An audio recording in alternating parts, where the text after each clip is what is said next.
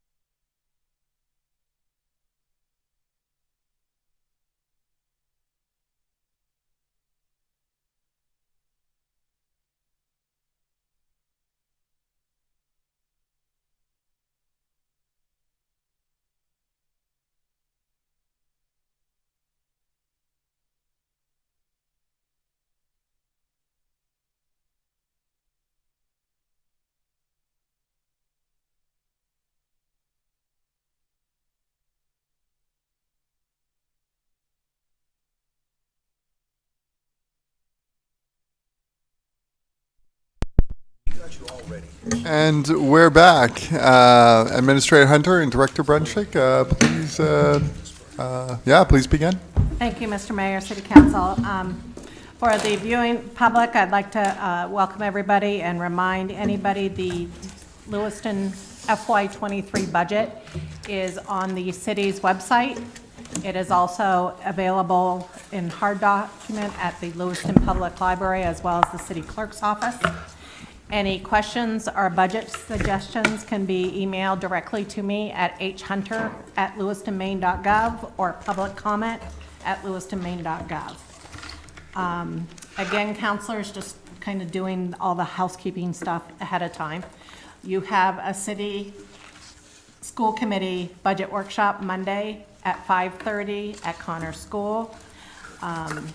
Couple other budgetary housekeeping items. Every penny on the tax dollar equates to $21,200. So that's kind of your frame of reference when you want to, change things in the budget. Everyone, we can call it even at $21,000. But every $21,000 we increase is going to add a penny. Every $21,000 we decrease will subtract a penny. Also, anything that we talk about that you want to kind of mull over, think about, we talk about putting that on the list or in the parking lot. So I will keep a running list, depending on what it is. I may calculate it, and then during one of the general budgetary sessions, we will go through all of the new program and services. We'll go through all of the items that are on the list, and the council at that point can provide direction and solicit more information depending on what you need to make some decisions regarding that. So without further ado, the first section we're going to talk about is the personal services and fringe that starts on page 20. This is kind of a personnel or I call it a TO, a table of organization for the last 10 fiscal years. You will notice in 2021, during the height of the pandemic, we actually froze 12 positions. You will notice that kind of at the bottom there, those italicized numbers. In the current budget, we have 3 frozen positions, 2 police officers and an engineering tech. For 2023, those 3 positions are built back into the budget, the 2 police officers and the engineering tech. Additionally, I'd like to highlight, just because I was curious, the city's peak personnel was back in 1994, where we had 427.8 positions. That's a 65 position difference. So when we talk about capacity, when we talk about trying to do things more and keeping up with winter operations and some of these initiatives, you're seeing where those capacity gaps are falling.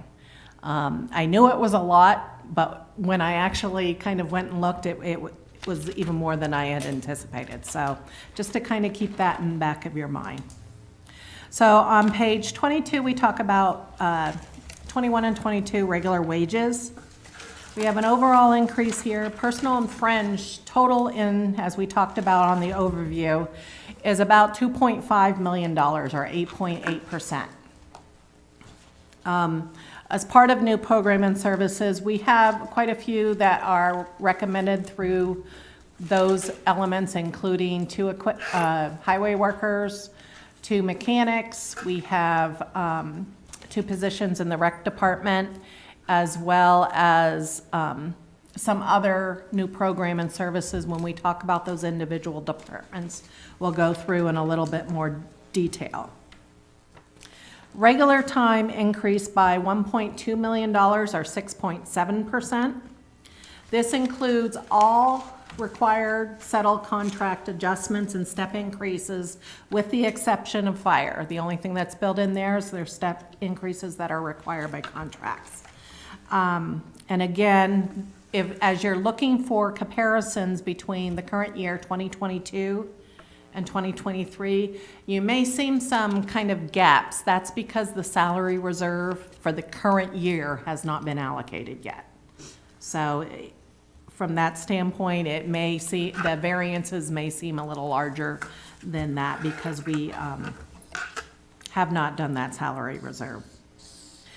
Looking at the overtime budget, you will see that's a 25% increase, and again, that's on page 22 as well. That had a $457,000 increase. Again, any cost of living, any step increases impacts that overtime line item as well. The demand for hours resulted in an increase of $352,570 increase in fire overtime, $56,000 increase in police overtime, and $26,000 increase in winter operations. Unfortunately, we'll talk about a little bit more when we get to Public Works, but all of our snowstorms are falling on the weekend, particularly Sundays, which are, you know, overtime, double time for us. Those, even though we don't have a lot of snowstorms, when they fall on those weekends, it's a very expensive snowstorm from that standpoint.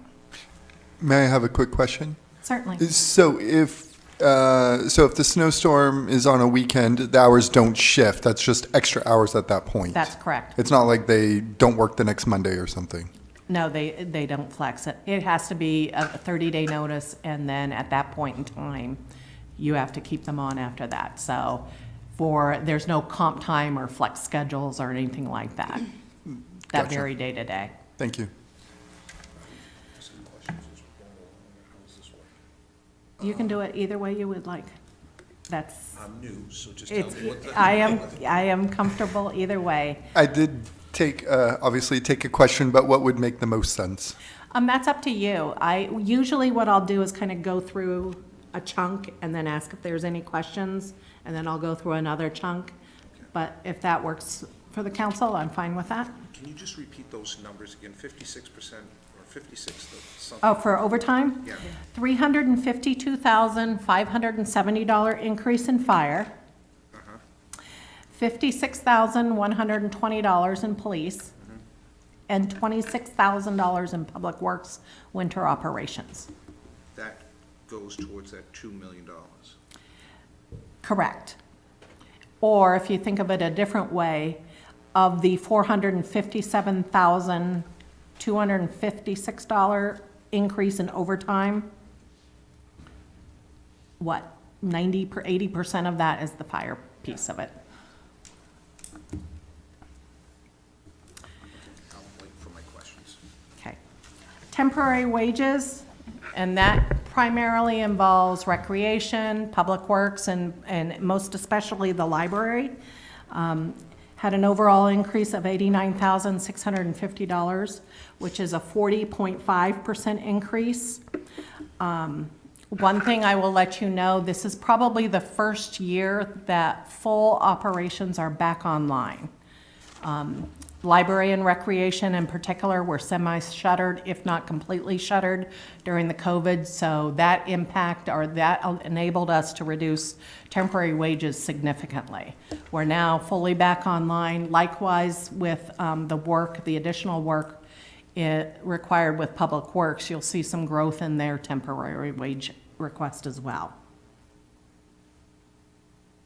The other component with temporary wages also includes the $30,000 and the rec activities because we are opening the pool again.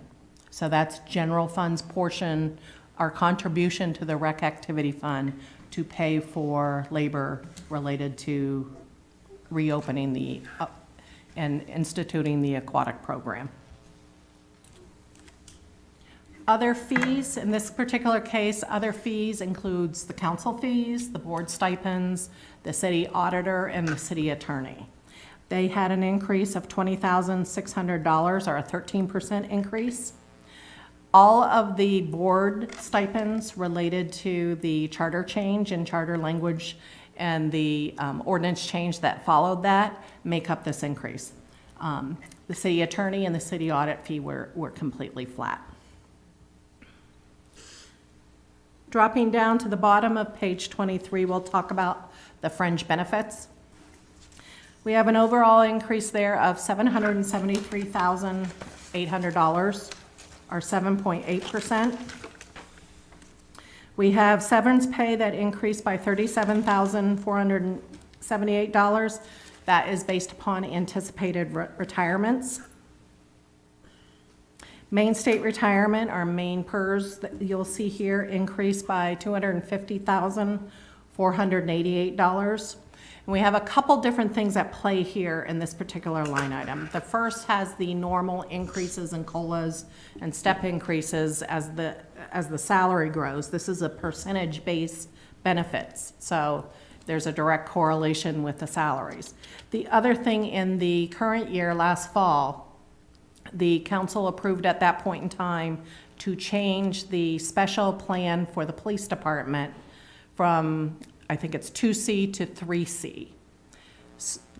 And that was an attraction recruiting tool, and it put us at par to what Auburn's offering their police department and so forth. So this reflects now the annualized cost of that. The good thing when we made that move is there was no retroactivity with that. So we do not have any debt service as we had when prior changes were made to the retirement plan. So right now, and the other good thing is once we changed, the plan contribution cost for employer share did not increase for next year. So we are contributing 13.4% for this police special plan. And again, that was unchanged for the current year. The fire special plan went from 11.3 to 11.4%. And the regular plan actually decreased. It went from 10.3 to 10.2. The other thing that is reflective this year is this is the first year we had several instances throughout the state of municipal employees retiring and then getting rehired. Because they are retiring at such a younger age and then starting their retirement benefits, the Maine State Retirement elected to start charging an employer share on those rehire salaries, and it's a rate of 5%. And the city has quite a few of those in service right now. Deferred compensation, in our case, it's a 457 plan. It's similar to a private sector's 401k plan. We actually had a decrease here of $14,000. We are seeing more and more of our new employees taking advantage of the Maine State Retirement Plan versus deferred comp. FICA and Medicare increased by $53,000, and again, that's generally reflective of salary increases. And all of these positions, or all of these fringe, include the 3 position add backs too.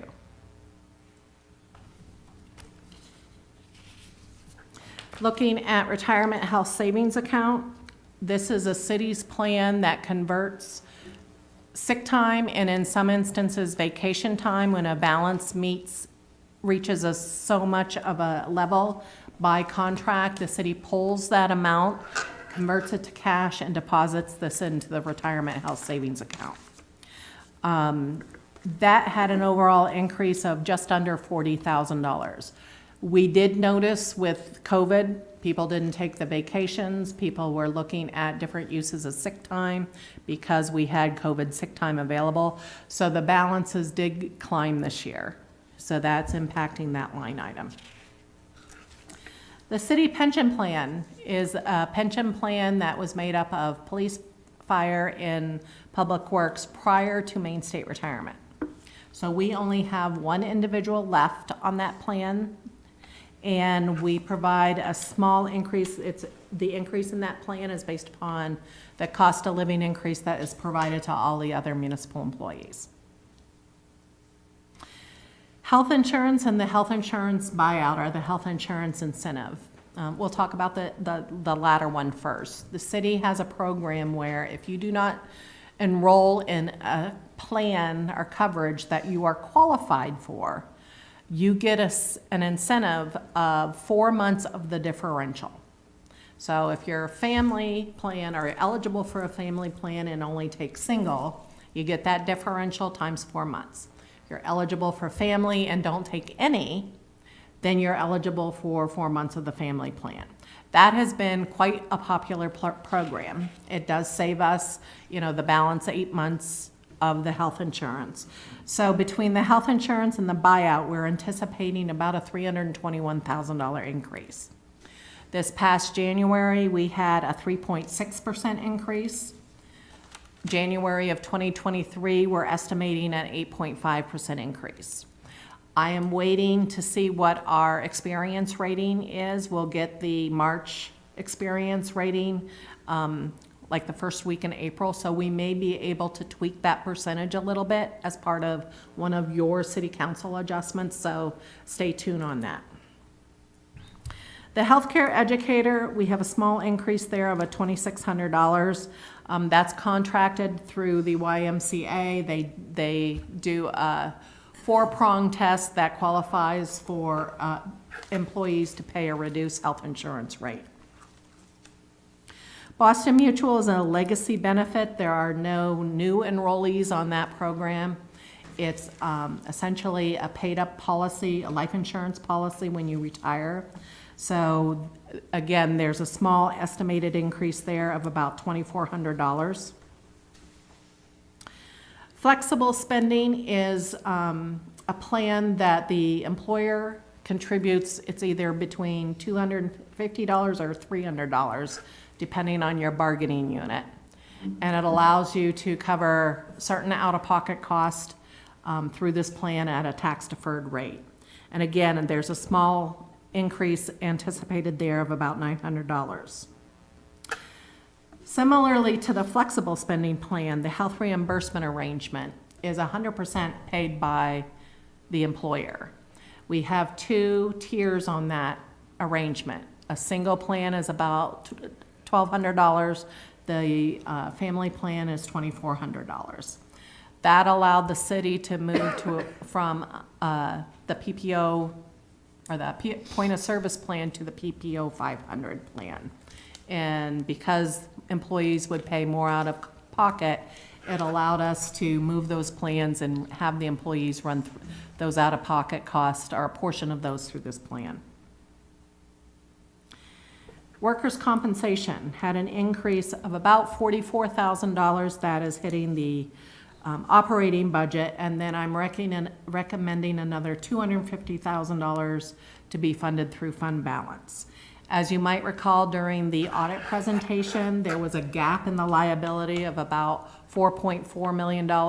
This kind of closes that gap. Right now, when we charge out the workers' comp, including to the school department, we also charge out to the state for like MDEA and some of the other positions. We increase the mod rate, which is that rate that's set by risk code, by 35% to, again, start accumulating some of those funds to pay down that gap. The city is self-insured for workers' compensation. You'll see we had a really small increase there of about $500. We are slowly making up. We had quite a good, healthy reserve there until the state and federal government changed the unemployment laws that allowed, during COVID, part-time people could qualify for benefits. We are self-insured, so we had to pay 100% of that. So that really eroded that reserve.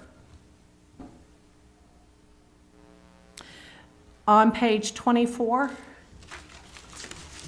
we have this other category.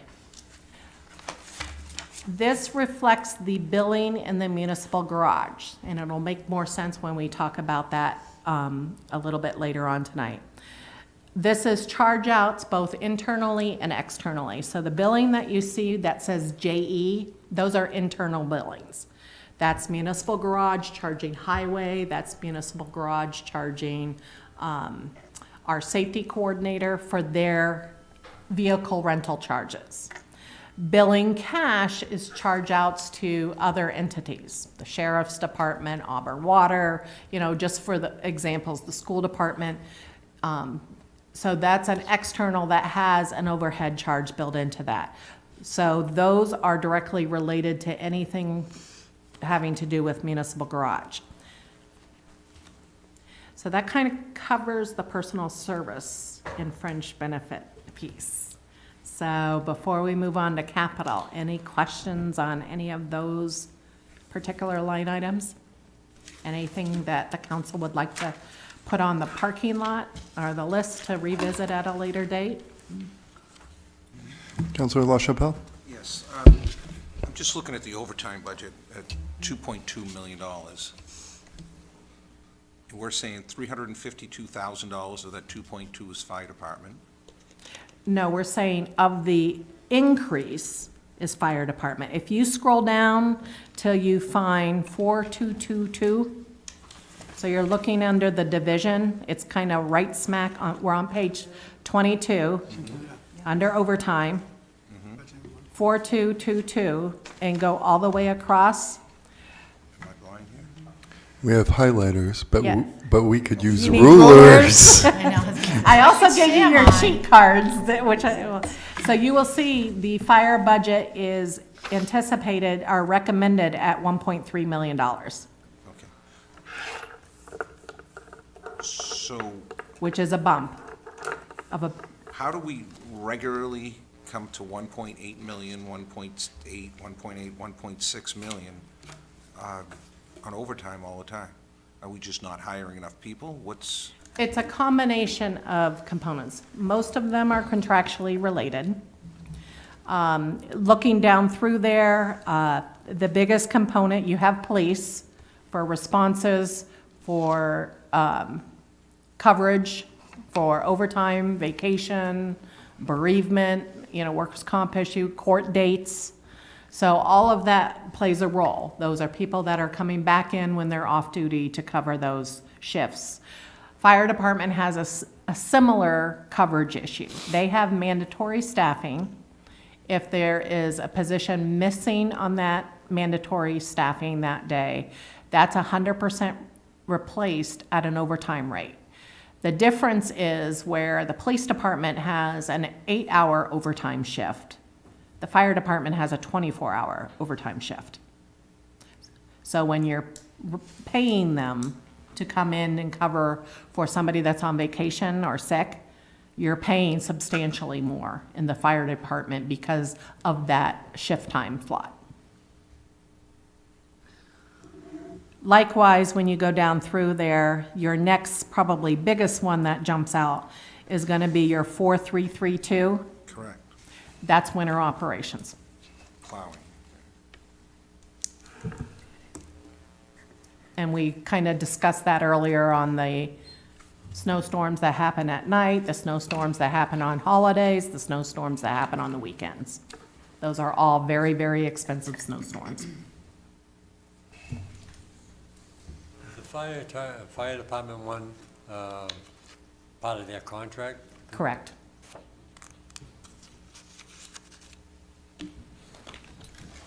Other questions on personal services? Are these offset, so the fire police department, for example, if there's an event and we see them taking care of Unitil and some of the utilities on the street and there's a cruiser there, so they're paying for that service, where is that money offset? Can I hold that question and highlight that when we talk about the police department? Because you won't see it here. It's charged to a different account. It's not part of this overtime So how account. much of this overtime, okay, so so it's not, that overtime is not considered in this number? Correct. It's in another number? It's in another number. Okay, I was just wondering how much is of this. No, it's not, sorry. Okay. So I won't go through it, but I will highlight on page 25, and it continues all the way through page 34. You will see all the individual positions that are charged to general fund, with their bargaining unit, their position title, their bargaining unit, what their current annualized amount is, what their projected annualized amount is. And you will see various credits. So Councilor Scott asked me earlier, in the case of the school resource officers, you will see the title, and then down below you'll see the credits that are billed and come back from the school department. So on page 35, we start talking about capital.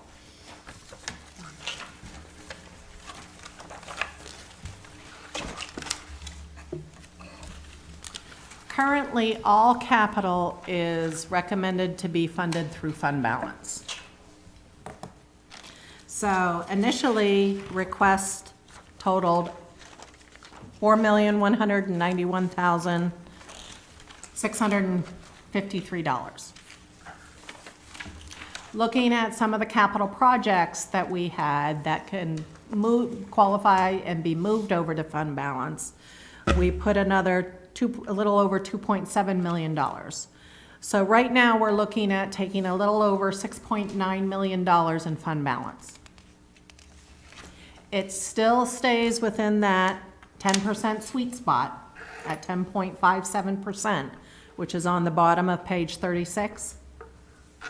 We have a cushion of just under $840,000. But I would recommend council kind of revisit this list and go through there. Most of these we've talked about various times and/or are repeated.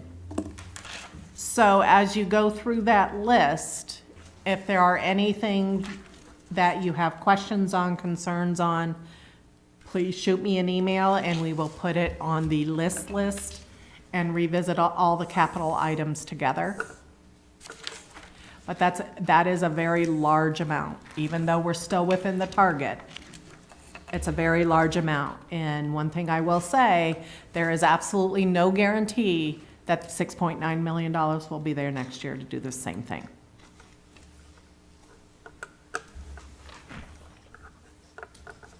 Just to be clear, you're saying to look this over, make some notes, email you, and then you'll collect all of the notes, and then we can talk about the specific items. Right. No. Because the descriptions are right there, so I think it makes sense. It's just, if you just need a deeper dive. On page 37, should look somewhat familiar. This is an excerpt of the Lewiston Capital Improvement Program. So the two pieces that connect to the 80% debt limitation rule are city and school. So in the first column under the amount, you have $24,219,000. That was as the LCIP started. That was the initial request. Of that amount of money, right now, we're looking at deferring about $4.6 million. I'm on page 37. Additionally, we're looking at funding through other sources, just under $4.5 million there. And you will see the funding sources. Municipal Garage puts all of their vehicles not only in the LCIP, but they want to make sure they get it funded somewhere, so they also put it in the operating budget. So it's double counted. So that first note that says already in fund balance, that's that double counting of municipal garage equipment. We're looking at CDBG funding about $351,000 worth of sidewalk in infrastructure. We have the ARPA grant that will qualify the library HVAC system. It's a public building, HVAC, it's fair game. So we're looking at using $100,000 of that project using ARPA funds for that. The $2,718,000, if you look on that previous page, we're taking those projects and moving those to general fund. When we sell bonds, particularly in the most recent interest rate climate, we earned what's known as bond premium on that sale. They, without going into all the kind of geeky accounting of it, they give us cash up front because they're going to increase the interest rate over the life of the debt. So there's two ways you can use that cash. You can use it as the IRS allows you to use it against current year interest cost, or you can use it for current capital items that you normally would issue debt for. So we had about $445,000 worth of premium this year when we just sold the bonds. So we are looking at you taking that money and pulling some of those projects and using that. Because the cash is already here. We have a 24-month spend down requirement. We might as well get it out of there. So once we take away all of those projects, either through other funding sources, through deferment, whatever, we are down to $14,594,825. That is still almost double what the 80% debt limitation is. You will see down below there, the limitation is the $7,423,000. So we are still over by $7,171,820. So unless more movement is made on any of those projects, to approve the LCIP will take a supermajority vote of 5 to exceed the debt limitation rule. Is there any conversation happening with the school to defer any of those? I see that there's nothing shown there as being deferred. At this juncture, no. Okay. I know Jake's been very busy on getting his operating budget. This bond order comes almost a month after you approve the operating budget. So it gives us that time period to kind of look at that. With that, okay. At that time period, it also enables us to see if there are any other completed projects, whether they be city or school, that had a surplus that we can use to kind of move some of those projects and use that surplus and reallocate the funding. I'm just going to make a statement that I hate to defer anything from the school department, and I say that because it was many years that the planning board and others suggested that the school department really focus on their LCIP and getting a plan in place for putting these projects in place. And now they have it, and I would hate to see any of that get deferred, but I think it's going to have to be part of that conversation personally. Any questions on the capital items? And again, please feel free to, highlight ones that you're concerned with. Shoot me an email, we can get you more information, or if you just want it on the list to discuss further, you're not quite sure whether you want to support it this year or in future years, we can take that up under the general discussions. These changes for the school department, are those broken down someplace in detail? The projects, Yeah, in the LCIP? they're in the LCIP, yes, So we can get a good understanding of what they are? yes. Okay.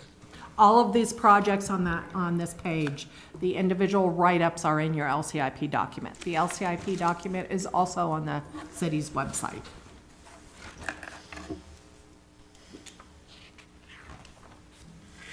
Other questions?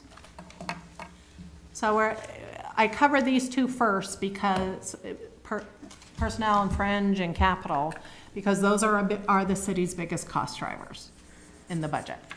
Now we'll kind of switch gears and talk about the department. And the first department that we talk about is the Public Works related department. At your place setting tonight, I gave you a little cheat card. And the cheat card tells you kind of when I talk about certain categories. So I break categories down between personal services, contractual services, supplies, and fixed. I don't cover capital because the capital's already in that fund balance. So when you are looking under the account column and a number starts with a 4-2, those are all going to be contractual services. 4-3s are always going to be supplies, and 4-4s are your fixed, 4-1s are your personal. So it just kind of gives you that little cheat card. All right, what's she talking about for contractual?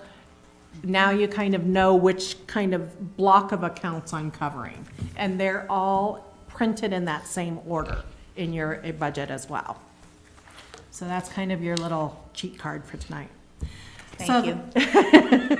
So on page 48 through 50, we talk about the parking garages in the general government. That includes City Hall, it includes 85 Park Street, And again, that starts on page 48. So when we're looking at general government property, including parking, we had an overall increase of $29,870, or 7.3% increase. Most of these increases are all going to fall in the contractual service category. So if you look at City Hall, which is the first one on page 48, that increased by $16,384. It's all in contractual services. You had utilities that increase, and you will see that's a common thread throughout. Utilities rose by $6,174. That's our gas, our CMP, our water, sewer, and stormwater. We also had an increase in repairs to equipment of just under $8,700. The building maintenance crew is looking at putting a lot of these heating and HVAC systems on a preventive maintenance contract. So that reflects the cost of the preventive maintenance contract, the differential, with hoping that we will save in the long haul over repairs. We also had an increase of $1,000 in repairs to buildings, and that's pretty much just general price increases there. 85 Park Street is the old Violations Bureau. It's currently the hub for many our various police units that are renting space for that. The state pays us $15,000 a year to rent space there. This is the third year we've operated it in this capacity. And right now they have a slight increase, overall increase of $4,400 or 10%. Again, that's all in contractual services. Half of that increase is utility cost increase. And again, we have another $684 for the preventive maintenance of the HVAC system. And then the cleaning contract, that's a contracted cleaning service that provides those services in that building. That had an increase of $1,300. All state required contracts in rental spaces are now required to replace HEPA filters on all of their systems on a frequent basis. And that's part of, they've written those into all leases that the state is doing for, regardless of where the building is. Then we start on all of our parking garages. So Oak Street is the first one on page 48. It had an overall increase of $10,340 or 25.6%. Again, it's all in contractual. Utilities didn't have as much of an impact there, $400. It's the repairs to buildings. In this case, it's a $10,000 increase. We rotate which parking garages get pressure washed each year. And this year, the Oak Street garage is scheduled for a pressure washing, and that's what's driving that line item. Canal Street, or the Centreville garage, kind of spans page 48 and 49. That had an overall decrease of $641, so not a lot of fluctuation in this particular parking garage. Chestnut Street had an overall decrease of just under $2,500. And again, the bulk of that is in outside rental. Outside rental for parking garages reflects snow removal and the impact of snow removal on the top deck. Just for some of the benefit of some of the new counselors, Chestnut Street has a land lease. The railroad company owns that property underneath that parking garage, and we pay the land lease for that. Likewise, you'll see that in the Southern Gateway. Franklin Trust owns the land underneath that garage, so we pay the land lease for that as well. Looking at Southern Gateway parking garage had a decrease of $1,100. That garage actually had a decrease in utilities from that standpoint of the lighting and so forth. They have started replacing some of the bulbs in the parking garages with LEDs, so we are seeing the savings on that. And the last parking garage to talk about is Lincoln Street, and that runs into page 50. They had an overall increase here of just over or under $3,000 or 5.8%. Utilities make up $2,700 of that total amount. Lincoln Street throughout all of this is one of two garages that are still staying active with monthly passes and so forth. So they are using the utilities and so in services within that parking garage. So that concludes the general government piece of the budget. Not a lot of fluctuation there, mostly utilities. So now looking at the fun stuff, which is why Director Brencheck is next to me. We have Public Works. And that starts on page 59.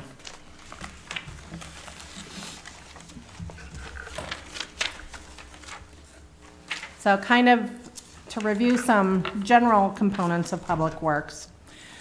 As a department in this category, they had an overall increase of $751,964, or 11.2%. We've kind of talked about personal services and capital, but there are some touch points I will, when we hit certain divisions, that I may bring up personal services to add a little bit more information regarding that. But the focus will clearly be on the contractual and the supplies. New programs and services for Public Works totaled $524,634. And again, as mentioned, they're looking at 2 highway positions in parks, particularly with the new McGraw Park going online and other city properties. During the summer months in particular, not only for temporary wages, but it also impacts their full-time employees, and the capacity is needed for winter operations on the off-season as well. We are looking at a request for 2 equipment mechanics based upon best practices. We are several mechanics down from where we should be for best practices. They're looking for 2. The total cost between the 2 mechanics is $145,000, and these amounts include fringe benefits, includes anything with hiring that employee. So if they get a cell phone stipend, if they get a tool allowance, if they have uniforms, when I'm quoting these numbers, it's all inclusive for hiring that new position. There was also a request for contract security at Franklin Pasture and Marcotte Park for about $8,300. There's been some problems sporadically, particularly as the warmer months, and it was considered to add some contracted security to kind of walk through those parks during the opening hours, particularly in the early evening. And then the last thing, which I actually support, and it would be eligible for fund balance funding, is the salt brine system. And that has a value or a capital cost of $253,000, but it's scheduled based upon savings in operation materials for treatment. It has about a 4-year payback. And I don't know if you want to add a few more things about that system regarding that? Yeah, just that it equips the trucks as well as the equipment to mix the salt water. So it would be for sidewalks and roads, so those equipments need to have the equipment to spray it. It saves money in the long run. Auburn's been doing this for years. It's not new, except for it's one of the tools in the tool belt. Like your temperatures need to be just a certain way to do this, but we really think it will help with both roads and sidewalks and, ongoing savings for us in winter operations. Are those savings somewhere else in this budget?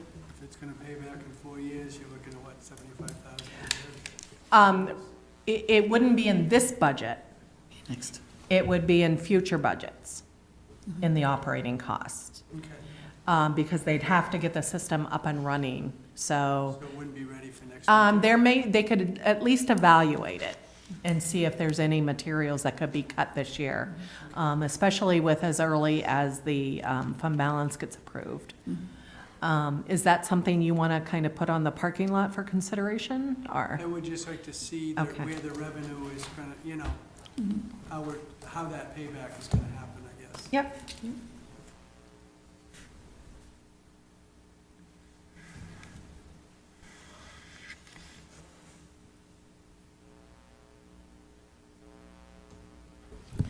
So, looking at Public Works Administration, it's just the first division in Public Works, starting on page 59. We have an overall increase there of $25,347, or 8.9%. Personal services increase makes up about $9,400 of that increase. The bulk of it is in that contractual service of $15,975. And of that, it's all vehicle rental. So we might as well talk about vehicle rental right now. Vehicle rental, like I mentioned earlier, Municipal Garage owns all vehicles and rents them to the various divisions. So that way, they have the ability to charge water, sewer, stormwater for their work. If they're doing street sweeping, we're able to capture that. So that's why Municipal Garage does that. Meanwhile, if there are certain vehicles that are dedicated to a department, so like the safety coordinator that runs out of HR, you'll see a vehicle rental for that department because he has a truck that's permanently assigned to him. So if you're looking at cutting the vehicle rental account, that has a zero impact on this budget because the charge is here, the credit's in Municipal Garage. So if you cut the charge, I'm gonna have to cut the credit. So vehicle rentals have absolutely no impact overall when you do adjustments on the budget. Okay, everybody, okay. They help with costing projects too. Yeah. Leave it alone. Yeah. Well, it's just easier to get that right out of the gate. So the other thing that you're gonna see, and this is not unique to Public Works, but and I mentioned it on Tuesday night, that you're gonna see probably citywide our increase in in-service training amounts. A lot of those courses are conferences and so forth were canceled during COVID, so we're now seeing those coming back online. You have a lot of very new employees in their positions, so you're talking licensing requirements, continuing education requirements, you may be doing leadership training on some of those, and then we are looking at some citywide training because some of those have not been done in a while. So that's gonna be a theme that you're gonna see across all departments, and it's no different here under admin. They had a $1,400 increase in training. Does that generally run consistent with where we were back in 2019 versus like close to, I mean, without increasing I would cost say, yeah, I would say overall, for the most part, it does. There are going to be pockets of increases based upon new employees too. Loss So, of retirement. and then you will also see some of the national conferences looking to gain best practices. And that's particularly important in the next division that we talk about. So we might as well jump into engineering. You have an overall increase here of $48,000, or 49.3%. Of that, personal services increased by $33,000. This reflects that frozen engineering tech position add back. So that's why you see such a jump in this.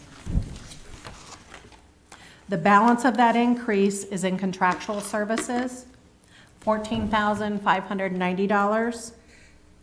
Maintenance and licensing increase account for $11,453 of that. Engineering now is becoming more actively involved with using the Beehive software, which is the Public Works infrastructure software. It does a lot of their work order systems. It looks at water, sewer, and stormwater inventory management. They have a multitude of modules on that. They are now looking at charging a portion of that to engineering, and engineering is taking a few modules live. The other portion of that increase, in this case, is travel and training, $2,500. So it not only provides continuing ed for the engineers, but it also includes a national conference. Jeff Boley, the chief engineer who you've heard talk at various council meetings, he's fairly new in this position. So it gives him kind of that opportunity to network and go out and look at best practices. Highway is on page 60. We have an overall increase there of $50,673, or 2.9%. Most of the increases in personal services are just under $9,600 are related to the bargaining unit contracts. Contractual services increased by just under $22,000. Of that $22,000, street line painting, $17,000 is in that increase. And that reflects not only the contractor that does the lining, but also increases in materials and the markings and so forth. Utilities rose by $4,000. We have some repairs to signs that had an increase of $7,600. And again, not only with the inventory, but you also have new reflectivity standards that we need to adhere to in our signage. Training rose by about $4,200. In this case, the biggest jump in that training also includes the pool operators training and licensing, since we're reopening the pool again. We had some small decreases to offset those increases, including uniform and vehicle rental accounts. Both of those fell by a total of about $13,800 based upon fluctuation in staff, what staff wants to include as part of their rental apparel account, and so forth. On the supply side, those are those accounts that start with 4.3. That increased by $19,600, and it's pretty much all in tarring materials. You will see a trend with anything related to gas, oil, petroleum, all had pretty substantial increases. We have smaller increases in tools of about $1,800.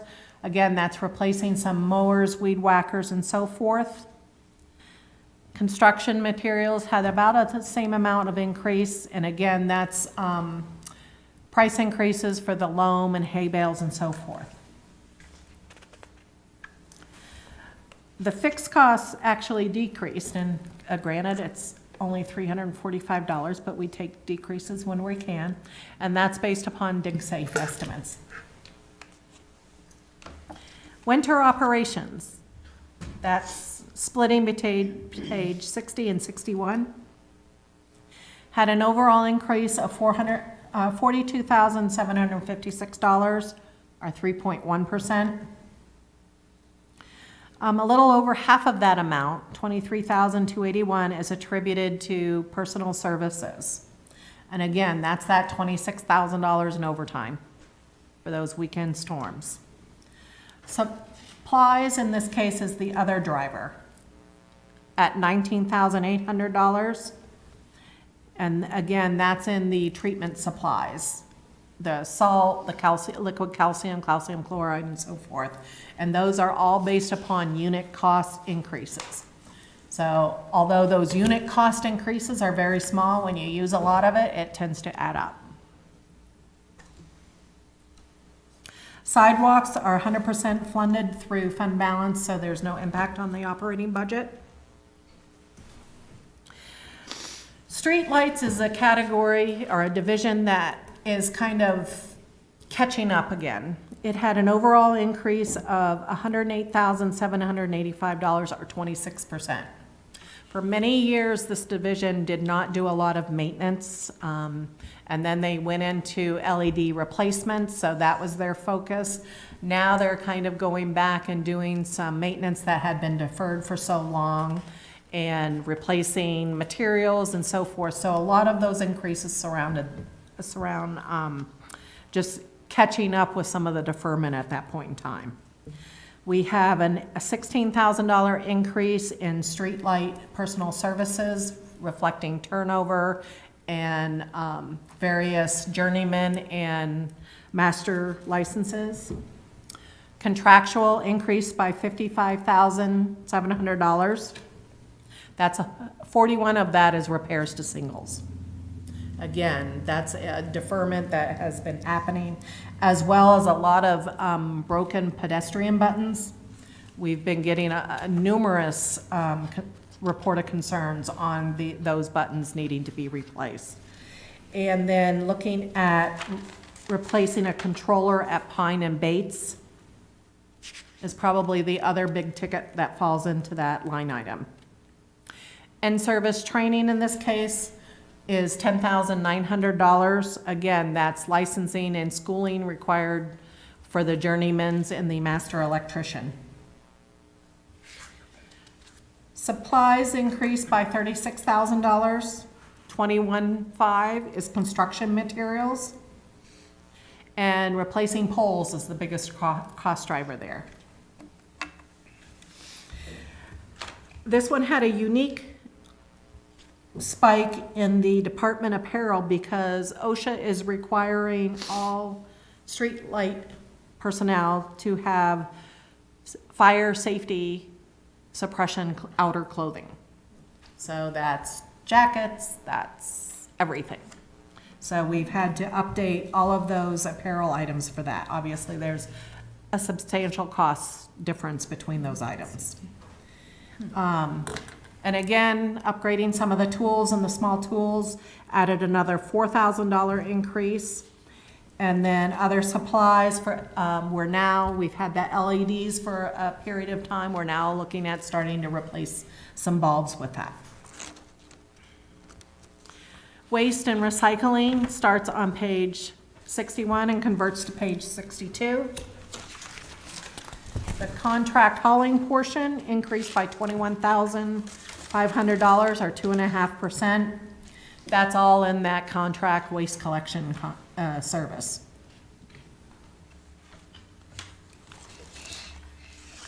The next division, waste disposal, increased by just under $100,000.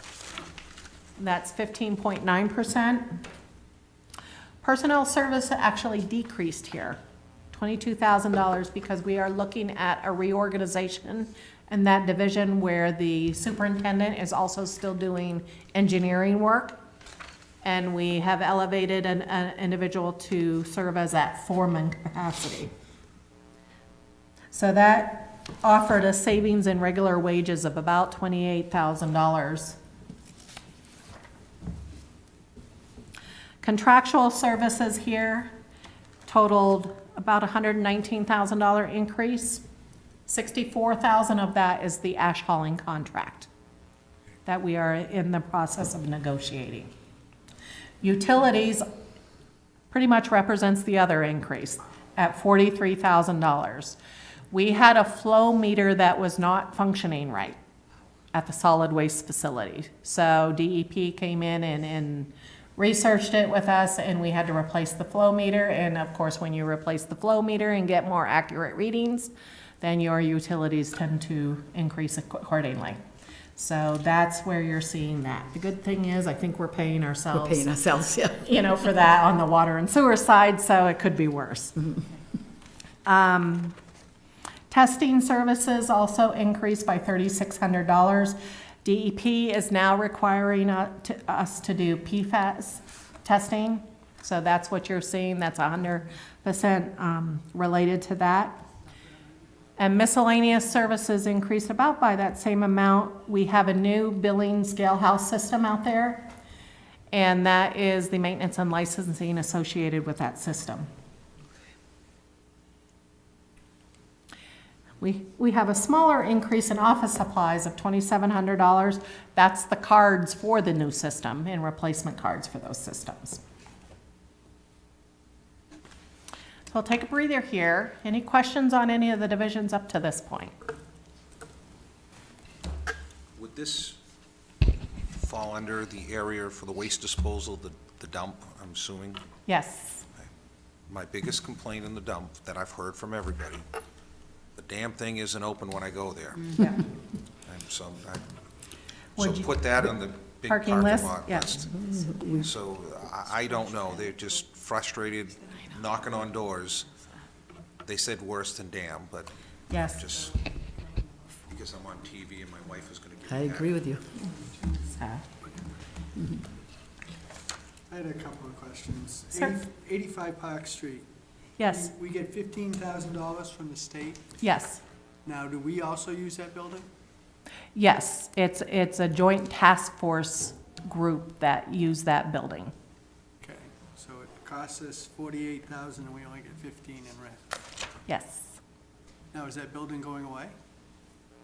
In theory, it would be a discussion to be had with the council at a later date, once once the police department goes online. What's the estimate on that? The police date? department, just an estimate of when that'll be open. They initially gave us a quote of about 16 months once they start. I know they have, After this budget. correct. I had one other question. The parking gates, the repairs to all of the operating gates and the charging and all of that, when is that gonna happen? Didn't we approve the repairs to those? No, that was part of the LCIP. Oh, that's in the LCIP? Yes, that was about $1.8 million project. That's a big project. And that would, based upon where the revenues were pre-COVID, that, loosely speaking, that would probably have a 3-year payback. That's how much we're losing in revenue We there. approve in the LCIP, any guesstimate of when that'll come online? For the gates, For the gates, I would say like a year and a half from now, yeah. Oh, so It- we're year and a yeah. half, year and a half. past this budget. We're trying to move it forward by doing the electrical prep work, so we're putting that out to bid now, so that it's ready. Yeah, It'll be the ordering of the equipment, I think, will be the biggest delay. okay, thank you. With you mentioned a controller at Pine and Bates. Yes, So would that affect how the lights work?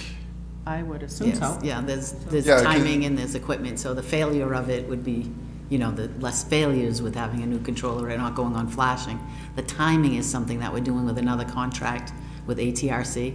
They're hiring a consultant for us to look at timing of our arterials and our major intersections as part of a 1-year surplus funding that they have.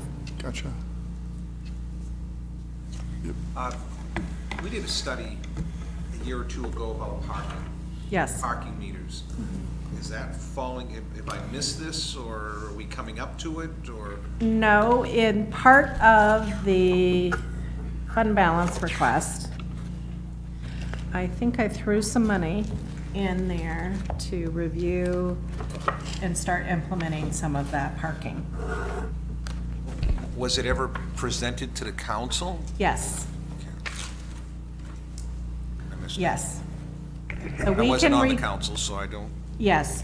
What I would recommend, if it would be okay, I can send the study out to the council, because the new members probably have not seen the study and some of the results, because after we start looking at it, we probably need to strategically talk about how we're going to address parking. Right now, we cannot afford to even contract the parking to a management company, because we don't have an operatable system.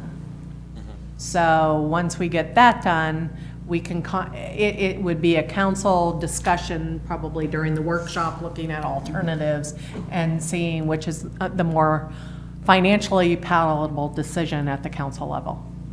But it would be an overarching, increase in parking meters, so it incentivizes using our garage system, looking at a kiosk system.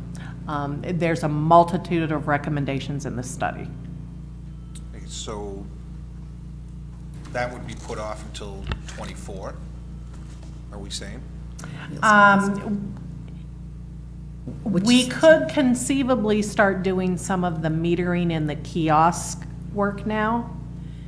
to kind of push people off the streets into the parking garages. And then, once the system goes online, they would begin. What kind of space do we have in the parking garages? Is there enough space to push the people off the street into the parking? In some garages, yes. One of the issues we have with the software is we don't have a good utilization measurement. So that's the first thing that we're going to look at in the software. There were recommendations that also included some type of in-person again. When we first took the parking garages online, we actually have parking attendants in each garages. So if there was a malfunction, or if right now there was well, right now they don't work, but before then, if the gates did not lift, they press the button, goes to dispatch, 911 automatically lifted it. So obviously, it does not take 2 and 3 times of doing that. People figured out how to not pay for parking. So that was another recommendation that was found in the study. And actually, the guy that was part of the study was going through, and somebody clued him in on that little feature. So it was becoming very common knowledge. The other point the contractor was looking at is, right now, Southern Gateway is probably the least utilized parking garage. Do we look at now charging different monthly parking fees based upon garage? So it incentivizes people to move from a very highly utilized garage to a less utilized garage. And with that, provide them an opportunity to save on parking. And so all of those concepts were presented in that report. It just didn't get to the finish line on implementation. So are you suggesting that we get our parking garages up and running before we even look at the meters on the street? Not necessarily. That's probably the one thing we could probably do at the same time. But I would send this out and at least give, the entire council the ability to review the study, because I think that was even prior. It was prior, it was quite some time ago. That's what I thought. I sat in the public hearing for that. Yeah? I was gonna say, I thought it was new for all of you. That was like, You know what, I do. All of Lisbon Street on. Yeah. I would think the parking, on-street parking needs to be re-looked at. So, I don't know if it's on the parking list, excuse the pun. Yeah. Right now, or is that something we take up later on this year, but that's, We can definitely revisit during the general sessions. I will get the study out to you so you have a chance to review it. Excellent. Thank you. And then we'll talk strategy. thank you. Thank you. So the revenue from the parking garages is substantial. It Yes. would- In Yes. the case that it would pay it off in like 3 years, according The equipment, yes. to equipment. Yes. That means in totality.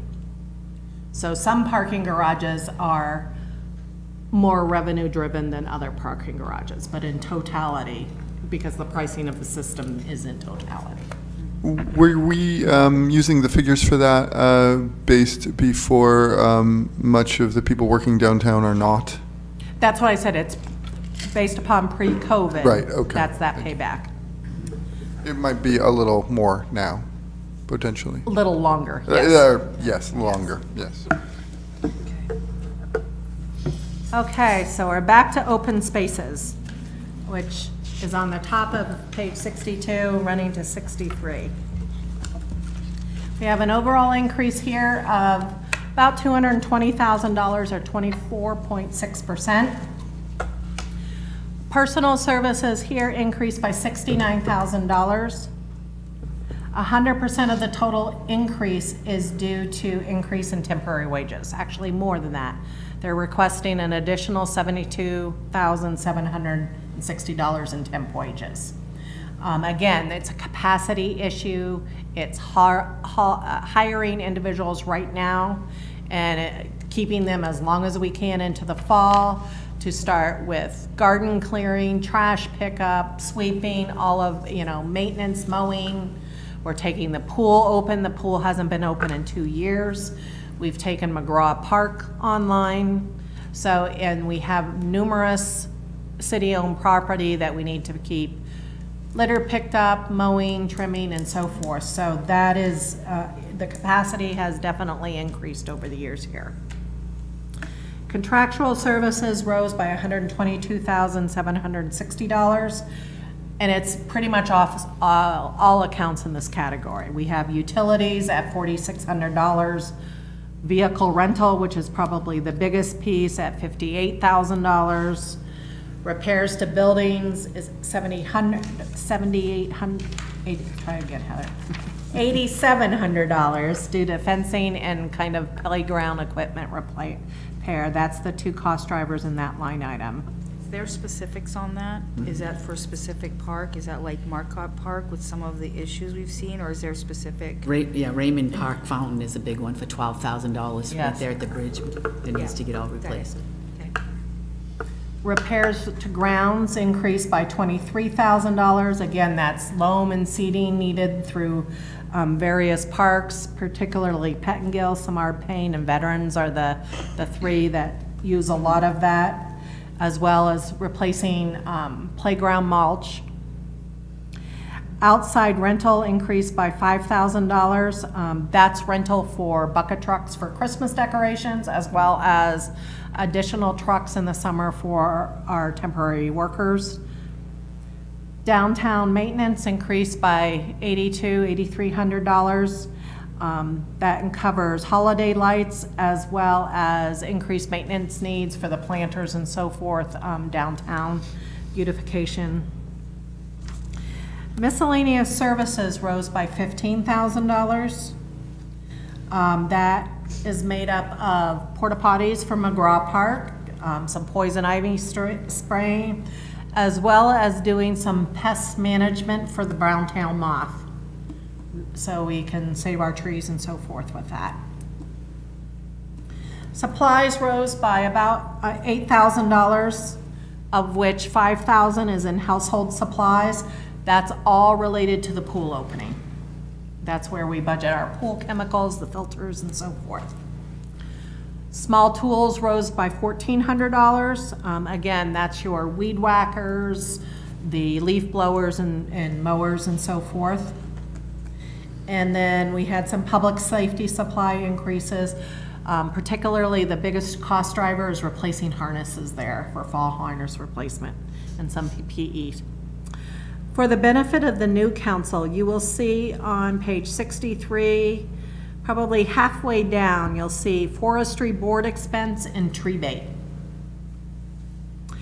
Just to give you some information regarding that, the city used to have a 50-50 tree program, and that was eliminated from the budget a number of years ago. With timber harvesting, 10% of the timber harvesting is set aside per the ordinance for the LA Community Forestry Board, which it does various community service, does training, but the bulk of what they do is tree replacement. So right now, they have a fund balance of $10,315. They've spent a little bit this year. Recognizing the amount of tree canopy that we've had to replace in the recent past, we've also augmented that money with an additional $20,000 in fund balance to invest in tree plantings throughout the city. Likewise, we had the tree bait program. A prior counselor with the beginning of stormwater wanted a tree bait program because trees help with the stormwater runoff and so forth. So it incentivized private homeowners to plant trees and seek reimbursement for the city. So we initially, the first year, had $60,000 set aside. In that first couple years, we only had $300 taken advantage of. So the council reprogrammed the bulk of that money, but retained $5,000 for this program. Of that $5,000, there's still $4,000 left. So it doesn't get a lot of utilization. We advertise it sporadically, and it's just not something that people have been taking advantage of. Could that be expanded to greater than duplexes? Because right now it's only single family and duplexes, and we have a lot of larger buildings than that. We can certainly, bring it back to council and have the council weigh in on that and amend that program. Get how much per tree? Yeah. I got a lot of land. How's that work, Heather? It generally is, there's certain trees that meet the criteria. It's on the city's website, and you bring the receipt, and I think we reimburse up to $100. And we actually apply the credit to your stormwater account. Yeah.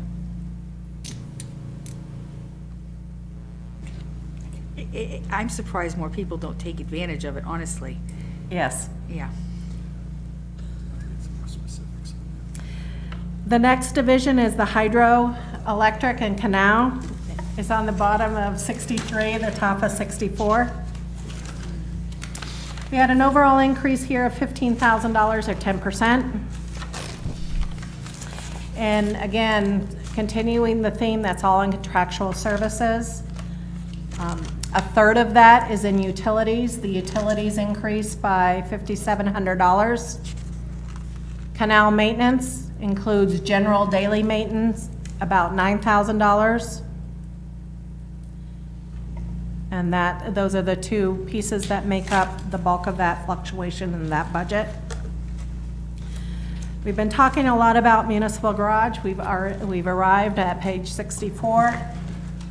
We have an overall increase here of $78,843 or 39.4%.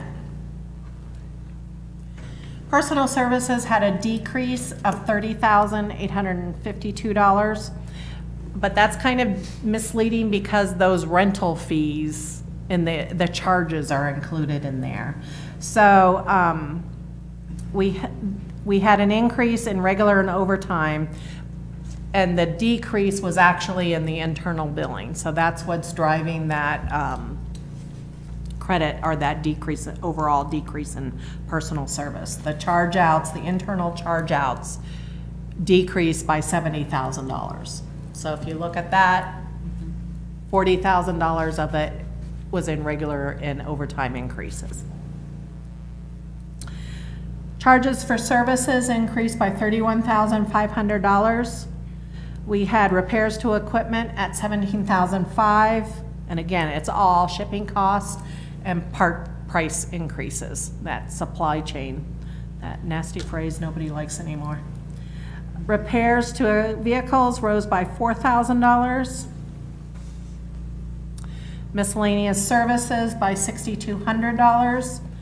That relates, the miscellaneous account relates to the licensing of the programs used in municipal garage. The RTA system, that's their work order system. It also includes the John Deere mobile monitoring system.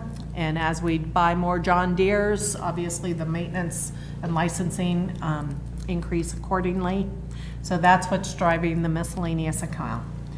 In-service training increased by $3,000. We have a lot of new employees with those mechanical, our mechanics license that require some continuing ed hours. Supplies rose by $78,000. $57,000 of that is gas and diesel. The good news is, because we have had some mild winters and COVID and some of the projects, our utilization, when we contract out, we contract price and we secure a certain volume. Our volume is such that it was supposed to be used up by October 1st-ish of this next fiscal year. Based upon what we've utilized up to this point, we are anticipating our lock-in price and volume to go through December. So that we would be experiencing a much different budget if we were looking at a July 1st or even an October 1st. So it gives us some wiggle room right now to avoid locking in right now to see if those prices are gonna fall at all. Tires is probably the next jump at $15,000. When we replace the tires at the landfill, that's all the landfill loader tires. Those are at $15,000 a pop, no pun intended, because of the work that's done there. I believe we had to purchase those earlier. We may be purchasing those early, so that may be an area that is presented as a council budget adjustment to you. Department apparel increased by $4,350, and the department is recommending going to some heavy-duty rain gear right now when they're using the regular stuff on the equipment. It's just getting shredded. So they really want to bite the bullet and invest in some heavy-duty, and hopefully it'll last a little longer. Public Works Building had an increase of $9,600 or 3.4%. The bulk of that is in wages. Personal services rose by $7,600. We had a small increase in contractual of $150, which is all in service training. This is an area that has not done a lot of best practice training, and they want to start introducing some of that. And then they had an increase in small tools for equipment. Again, the leaf blowers, they do the work around the outside of City Hall here, snow blowers and so forth. The Public Works buildings, those are the buildings down at the Public Works complex, had an overall increase of $31,800 or 20.7%. Again, that's all in contractual service. $8,000 in utilities. Repairs to buildings were $23,000 because they are taking the HVAC preventive maintenance online at that complex. So that is pretty much all of that increase down there. We have some smaller pest management and general maintenance that is influencing, but the bulk of that isn't in the HVAC system. And the last division is the city-owned parcels. We had a decrease there of $500. We still, when we are looking at Martell School, this is where that school utilities and so forth is being charged at. And until we can look at when that ownership is going to change hands. The decrease, we actually had another parcel of land that we had to base, it's a private road. So our apportionment to snowplow, we sold that parcel, so that's why you're seeing the decrease this year. That covers Public Works. So, any questions on the last half of the divisions? I know it's a lot of numbers. Just thinking about the municipal garage and the fuel costs. Yep. I know a lot of our vehicles, we need pickup trucks and larger vehicles, but how many of the vehicles that we use are more like, or could be a car that could be, when we purchase new ones, electric, perhaps? We're just starting to look at that with the replacement of the fuel system. Okay. And also the garages. Might even tie in where the meters are. Where would we put electric, because there's a lot of grant money for that. That's right. So, in rebates for cars in general, so we're looking at that part as part of our ESCO services as well. Okay. Helping us look at there is some, I believe there are some.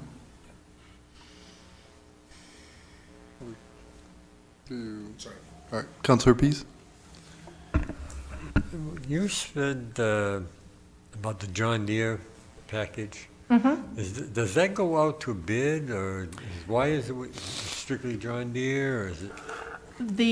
And Councilor Clement may be able to chime in a little bit from the Finance Committee. They had made a decision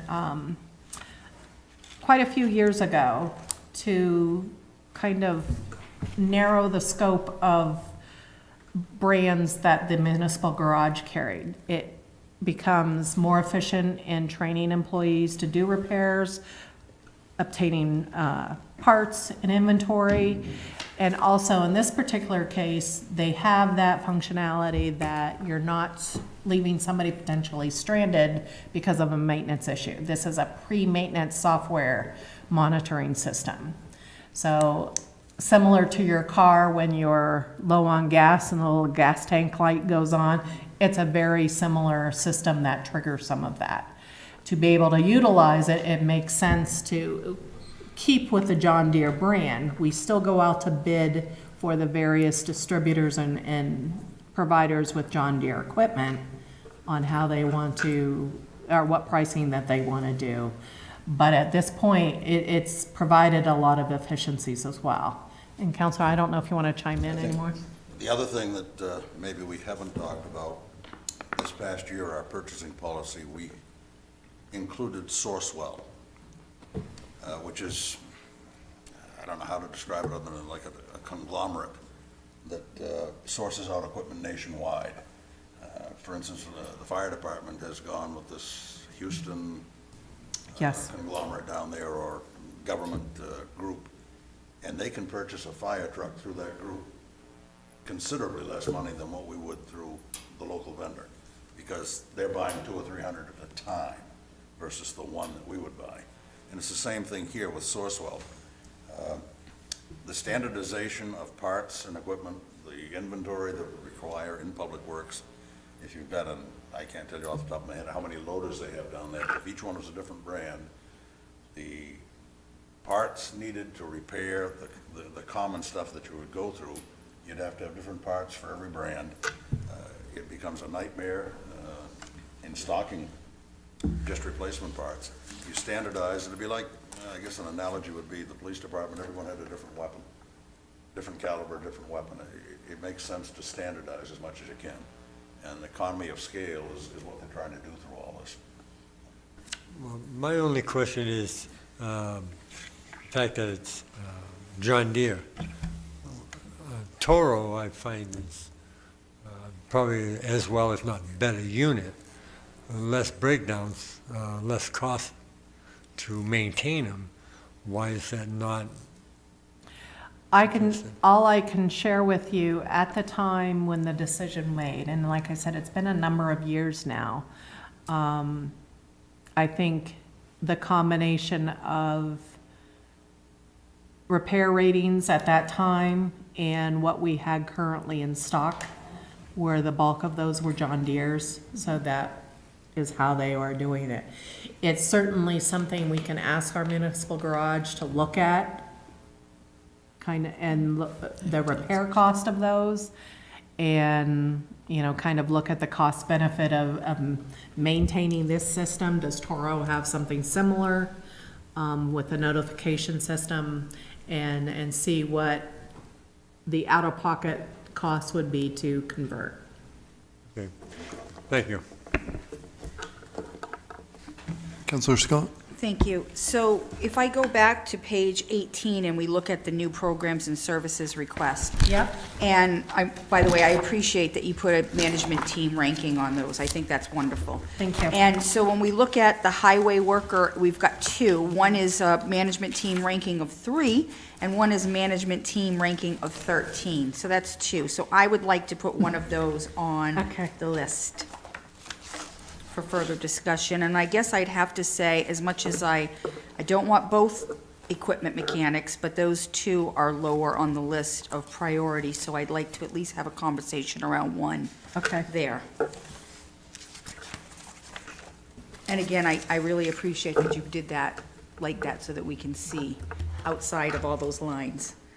It was kind of fun this year. It was our first in-person department head meeting that we had had in a while. Yeah. And kind of like our public comment period. Each department had 3 minutes to pitch their new program and service to the team. And it definitely was a good way to, or at least in my opinion, a good way to bring everybody back together and get everybody talking to each other again. I see salt brine system was ranked It was right way up up there. there. Well, it made sense, it made sense to people. But each department has their own ranking as well. So Yeah. like the asset management technician, when we get to utilities, Right. people didn't understand that as much, but it's also critical. Okay, thank you.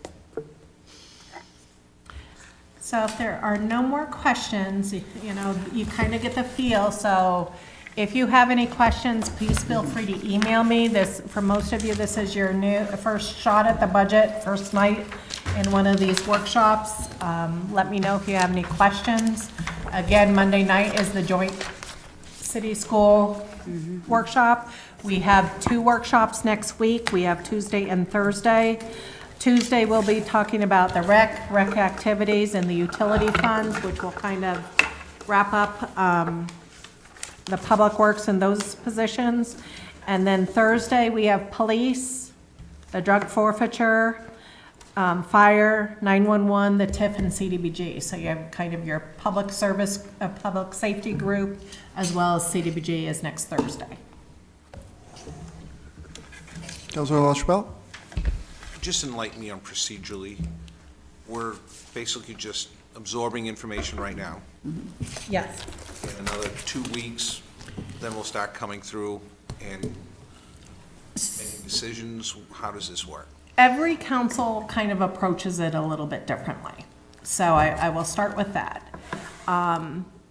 As you do some reviewing, you may have stuff you want to put on the list or have questions. We can add those at any point in time. Once we get through all the presentations and you kind of hear explanations for the cost drivers, once we get to those general sessions, which starts on April 7th, at that point, we'll revisit kind of the parking lot list and see. I will have an idea from changes in estimates, particularly revenue sharing numbers are in and some of those. So I will start presenting you with council adjustments. So you will see feedback from the departments because I've asked them to review theirs and what can be postponed and so forth. So they're going to provide adjustments. I'll look at the revenue side of the house. We'll combine those, and that'll probably be the first new estimate at a tax rate you will get that night. And then at that point, it's the council's discussion to see what are you kind of looking at for a tax rate? What do you want to see from a priority standpoint? Looking at that fund balance, are there things on the fund balance item that you want to postpone, which perhaps if it meets the criteria, I may be able to push some more over into the fund balance. So that all pretty much starts that discussion on April 7th. Like the LCIP. LCIP is typically in June for approval. But the more that you free up from fund balance, the more LCIP projects that are determined to continue can be pushed to fund balance, and we wouldn't issue the debt. Okay. Thank you. You're welcome. Thank you. Further questions? Councilor Scott? I just wanted to see if anybody wanted to just talk about the school budget book and for real quick, go over some of what we've discussed and what's in the book and in preparation for Monday. I would, I've been through this process 6 times as a school committee member. And 6 times having a budget workshop. Thank you, Administrator Hendon and Director Brenchick.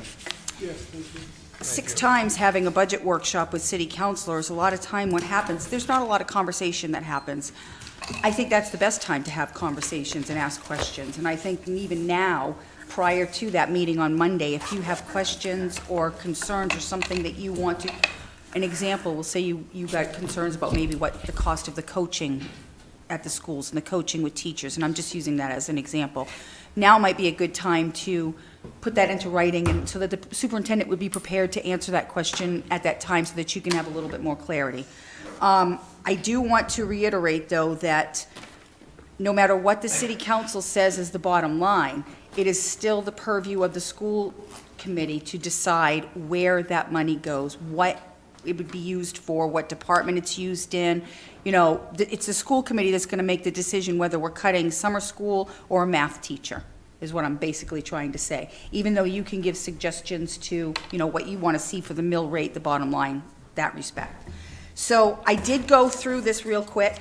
I came in early to see if there was anything, and I asked Assistant City Administrator O'Malley to print this off for me, and I put one on all of your desk, and that was just so that you had a better rundown of everything that's happening in the schools as far as how many are special ed, how many are English language learners, staff, all of that stuff.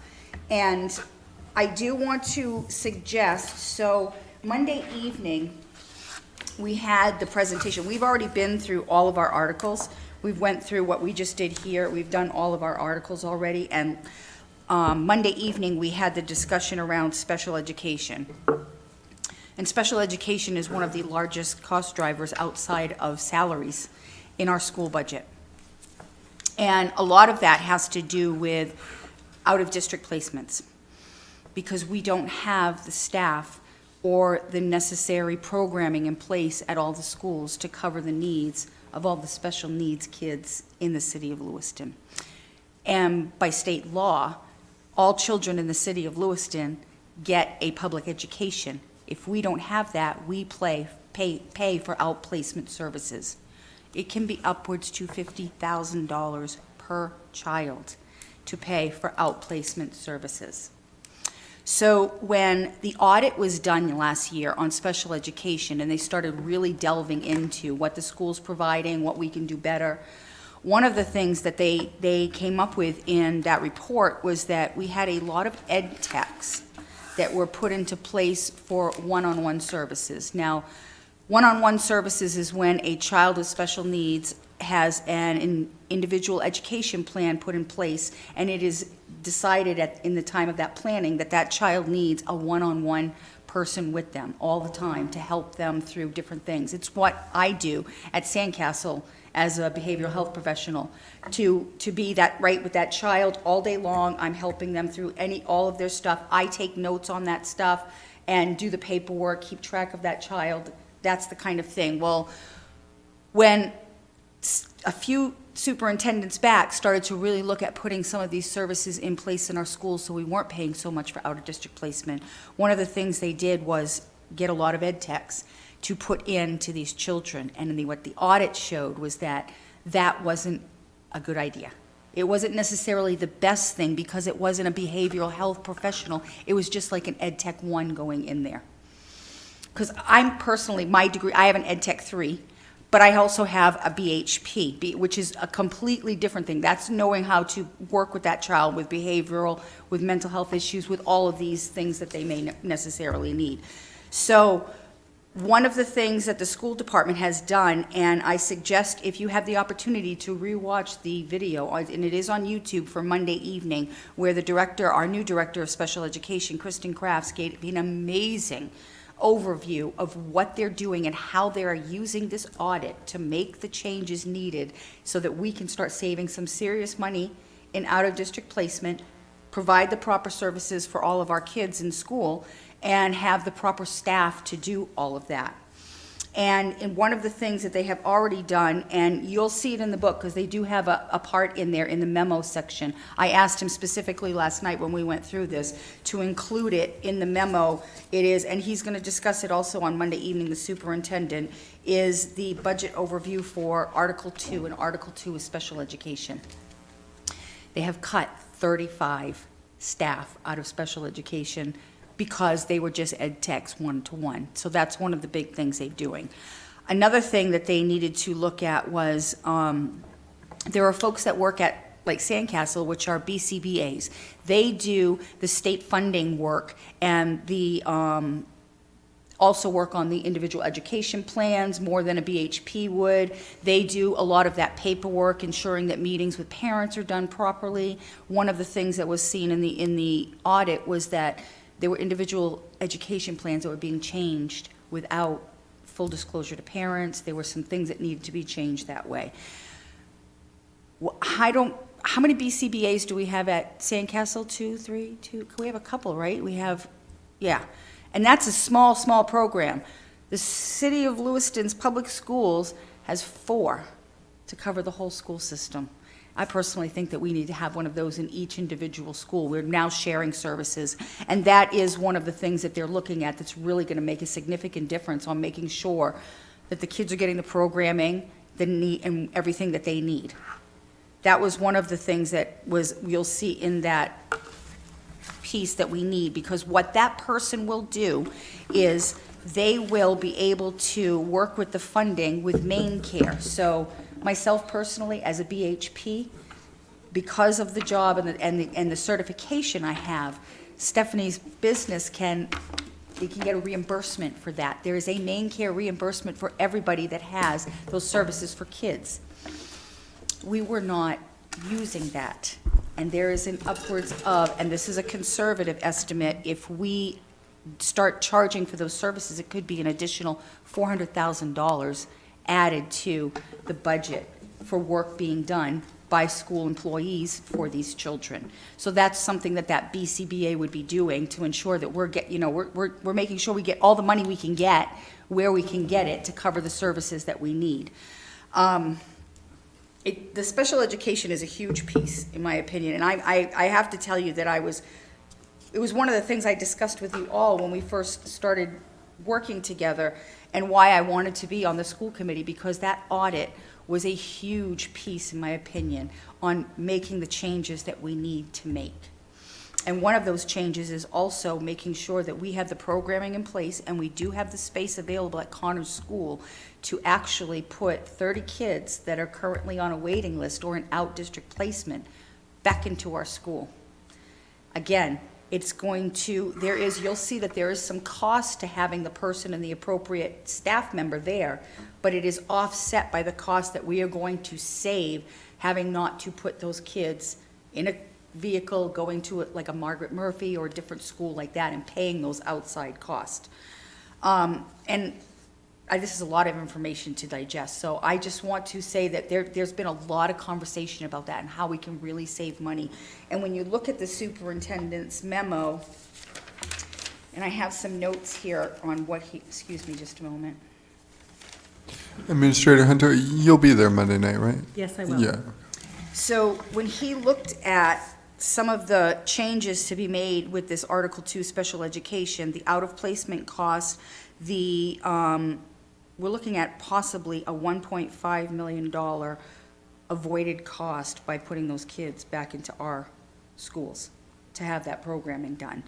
We're also, like I said, there was 35 reduction in positions, which was $1,335,000. There are new costs to the special ed program, and you'll see it in there. It is $1,577,768. But there were already cost reductions in that at $3,381,000 by following the audit and making these changes that are needed in our special education program. This will, in the long run, also help with our graduation rate. So I think that it's all connected together. And I would welcome you, once you start looking at that, don't hesitate to reach out to me. Don't hesitate to email me if you have a question. And I would say don't hesitate to email the superintendent in preparation for Monday so that he could have some of those answers if you have questions through that. There's a lot of stuff to digest through this, a lot. It's quite big. Huh? Is his email address in here? I don't know if it's in there. It's on the website, but if Yeah. not, Bob, I can get it to you. Thank you. Please, thank you.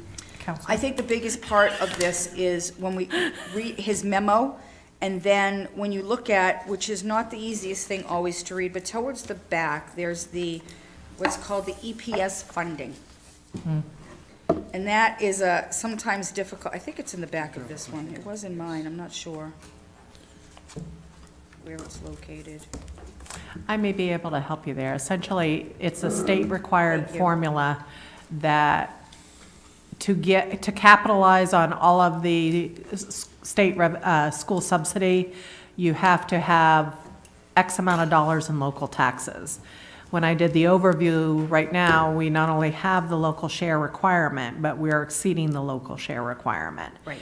And for a while there, the costs were such that we were able to save in the local share, the mandate, and slowly the state, that was during the Great Recession, slowly the state required, municipalities to get back up to that required local share. And I think the last 3 years, we've been actually above the local share. Yep. You can see the whole formula is in there, and it actually does tell you, like pre-K, all the different grades, and it gives you not only what the state recommends as the cost, but it also shows you where Lewiston is at, and you'll actually see, one of the biggest discussions that comes up is that administrative cost is the biggest cost driver in the schools. A lot of people talk about that. But when you look at the ED 279 and the EPS funding, the city of Lewiston is actually below the cost and administration that the state recommends, and has been that way for many, many years. So it's not really, when you think about it, a lot of people think, oh, it's because we're paying all this money for superintendents and administrators, when the reality is, it's really, that's not the cost driver. The cost driver is salaries, it is benefits, it is special education, out-of-district cost, it is, in some parts, our English language learners, but also remember that our English language learners and the cost in that is a lot of reimbursement from the state. So it doesn't necessarily, the city of Lewiston doesn't cover all that cost by themselves on that, the English language learners. So one of the discussions that we're having right now, I asked specifically about student enrollment. So throughout many, many years, Lewiston has been probably the only district in the state that has been going up in student enrollment. Over the last year and a half, because of COVID and because of things that have been happening and the way school was going and stuff, that enrollment did drop, but it is back up this year by 413 students. So I foresee it, and I wouldn't doubt that we're probably still going to see a trickle in and an enrollment increase in Lewiston. It has been happening since 2011, when I first was on the school board. There was always an increase in student enrollment, and that, of course, also increased the cost and what we're spending on all of that. I'm trying to think what else. There's a lot here. And I wanted to make sure to cover it. I did not want anybody to think that we were not going to cover everything that you wanted to talk about. I've been really focusing on this. Yes? And thank you so much. Councillor LaChapelle has a question. Yes? Two things come to mind. The $9 million surplus, where is that included in the budget that we got from the audit? So that is broken down into two pieces. They brought a little over $5 million forward this year for FY '22. And then the remaining 5.1, and that includes adult ed, is being carried forward to FY '23. Second question. You're saying enrollment, student enrollments. Counselor, Over the last, thank you. over the last few years, where are our numbers in comparison when we went to high school? We were talking at one time, I graduated, I think it was over 500 high school students. We had over 2,000 students at Lewiston High School. Today, we have, 1,200 students at Lewiston High School? Yeah, there is a difference. I mean, so it is not the same there, but there are also other programs in effect, So- too. Just give me a half a second to finish my statement on it. Sure. So, students, system-wide, where are we for enrollment, teacher ratio comparison, and is it a lot of it due to, if we have a higher teacher ratio, is it a lot of it due to the special eds and getting the extra staffing on board for that? And facilities, looking at space-wise. We now have an extra building online. We have, Longley is empty. Well, it's being used. It's being used. Correct, but what is it being used for? And we got a proposal on the LCIP for to add the 6th grade into the middle school, so it'd be 6th, 7th, and 8th. Oh, yeah, for next. And then, and in addition to that, I'm just trying to put all this together in my head and saying that's awful lot of space. What are we using that space for?